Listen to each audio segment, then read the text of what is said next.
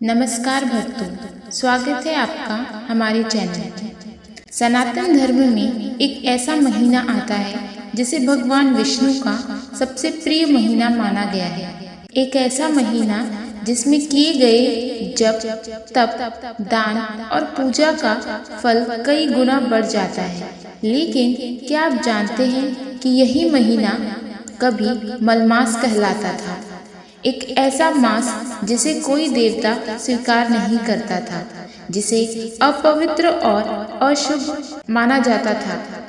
फिर आखिर ऐसा क्या हुआ कि वही मलमास पुरुषोत्तम मास बन गया। आज की इस कथा में हम जानेंगे अधिक मास की उत्पत्ति, उसका रहस्य और भगवान विष्णु द्वारा दिए गए वरदान की दिव्य कहानी। प्राचीन काल में एक ब्रह्मा जी ने सृष्टि की रचना की। तब समय को मापने के लिए सूर्य और चंद्रमा की गति निर्धारित की गई। सूर्य के आधार पर बना सौर वर्ष लगभग 365 दिनों का होता है और चंद्रमा के आधार पर बना चंद्र वर्ष लगभग 354 दिनों का, यानी दोनों में लगभग 11 दिनों का अंतर था। धीरे धीरे यह अंतर बढ़ने लगा। 3 वर्षों में यह अंतर लगभग 1 महीने के बराबर हो गया। तब ऋषि मुनियों और ज्योतिषों विद्वानों ने निर्णय लिया कि इस अंतर को संतुलित करने के लिए एक अतिरिक्त मास जोड़ा जाए। यही अतिरिक्त महीना कहलाया अधिक मास। लेकिन समस्या यही समाप्त नहीं हुई। हिंदू पंचांग में हर मास का एक स्वामी देवता है। जैसे चैत्र का अलग देवता, श्रावण का अलग, कार्तिक का अलग।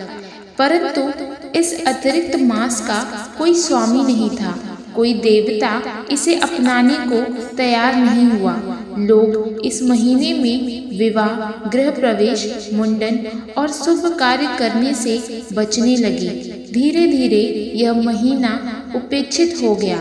लोग इसे मलमास कहने लगे। मल अर्थात त्याज्य, अशुद्ध। सोचिए, जिस महीने का कोई सम्मान ना हो, जिसे कोई स्वीकार ना करे, उसकी पीड़ा कितनी गहरी होगी। पौराणिक कथाओं के अनुसार मलमास अत्यंत दुखी हो गया।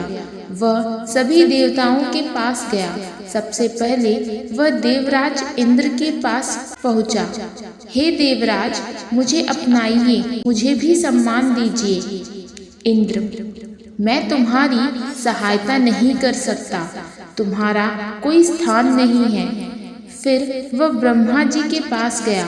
हे पितामह, आपने ही समय की रचना की है, मुझे भी पहचान दीजिए। ब्रह्मा जी, मैं सृष्टि का रचयिता हूँ, लेकिन तुम्हारा स्वामी नहीं बन सकता। फिर मलमास भगवान शिव के पास गया।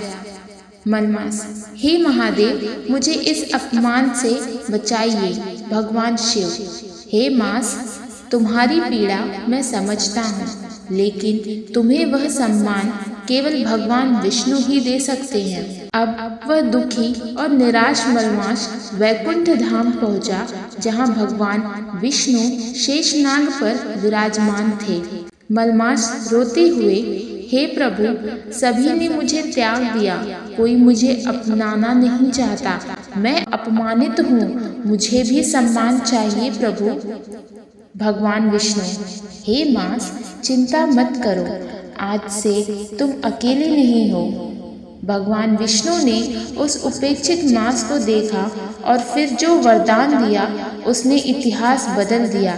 कैसे मलमास बना पुरुषोत्तम मास। भगवान विष्णु ने उसे कौन सी दिव्य शक्तियाँ प्रदान की और क्यों इस महीने की पूजा से मिलते हैं अनंत पुण्य, यह जानेंगे अगले भाग में।